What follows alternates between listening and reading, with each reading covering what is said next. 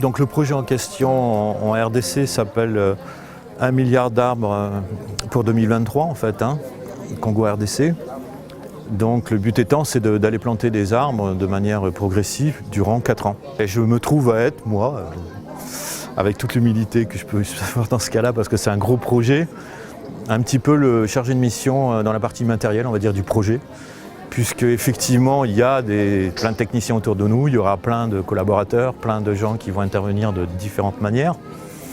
Et moi je me fais un petit peu le rapporteur, le soutien de cette partie matérielle du projet qui est celle-ci de rassembler justement, comme je le disais, des chefs coutumiers d'un peu partout dans le monde pour les sensibiliser et peut-être venir nous rejoindre en tant que, je dirais presque, consultant sur toute l'élaboration du projet initial et la stratégie qui celle-ci sera développée très vite.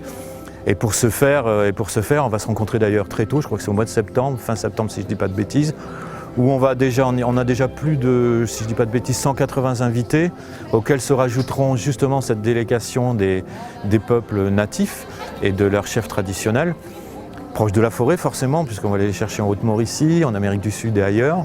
Et pour ce faire, donc de se les faire rencontrer, d'être plus ou moins conseillers, consultants de territoire, quitte dans les provinces à pourquoi pas imaginer un diagnostic comme on l'a pu faire. D'ailleurs on va les convier aussi également, j'ai pas parlé d'eux jusqu'à maintenant. On va convier l'association de Tchandokua aussi avec Pauline Thierriot et Éric Julien pour leur proposer la même chose, c'est-à-dire de voir si avec les Kogi il y aurait moyen aussi d'avoir leur présence sur place lors de ces premières réunions et d'autres nations bien entendu. Donc pourquoi je dis ça, c'est parce qu'en fait il y a quelque chose qui a vraiment changé à mon avis, à notre avis, sur la façon de procéder quant à l'élaboration de la stratégie d'un tel projet. C'est que c'est quelque chose qui va passer vraiment à mon avis à l'humain. Et quand je dis ça, c'est dans sa dimension immatérielle, à savoir que d'ordinaire, c'était des associations intermédiaires, des choses comme ça, des ONG qui intervenaient. Et là, il s'avère qu'il y a une volonté initiale, et moi c'est ce qui m'a fait très vite et très tôt, grâce à mon collaborateur approché du projet, c'était de mettre en lien une conscience, une énergie on va dire, qui celle-ci serait garante et intègre du projet initial. C'est-à-dire que plutôt que d'avoir des garanties purement, je dirais, manifestées dans le matériel, mais d'avoir des garanties conscientes et spirituelles des chefs coutumiers. C'est la raison pour laquelle, voilà, depuis quelques mois déjà, je travaille sur ce projet-là et j'essaie de réunir justement des avis, des consultations. Les angles de Jérémy, il est de cet ordre-là, toujours la restitution, et qui plus est, ça pourra se prolonger sur des méthodologies qui vont remettre en mémoire ce qu'était l'arbre dans l'histoire. Alors pour le Congo ou même les autres pays d'Afrique, c'est le fameux arbre à palabre par exemple. Et je crois que ce sont des choses qui ont besoin de revivre, de renaître comme des anciennes traditions séculaires et qui remettent à la place ce qu'est un arbre et quelle utilité il avait dans la communauté, dans le village. Aujourd'hui, au Congo, c'est des milliers d'arbres qui disparaissent chaque année. Au seul usage, c'est-à-dire de le couper et d'en faire simplement dans certaines communautés, dans certains villages, que du bois de chauffe pour la cuisine. Or, c'est une problématique importante dans la mesure où là, on est sur un processus qui aura ses fins aussi à un moment donné ou un autre. Donc effectivement, au Congo, il y a des gens qui en ont pris conscience.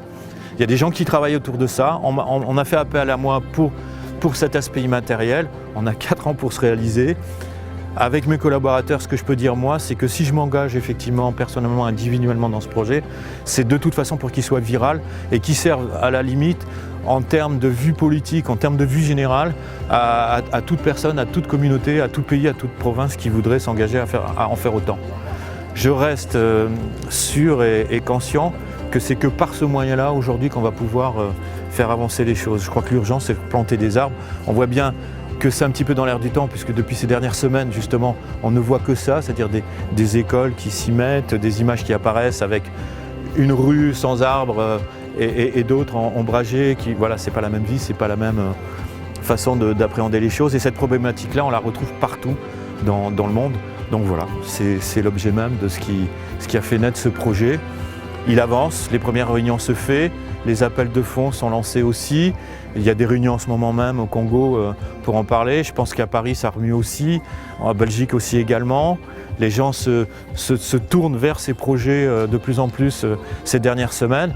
Alors effectivement, ça fait écho avec des interventions comme Greta, etc. Tout le monde en parle.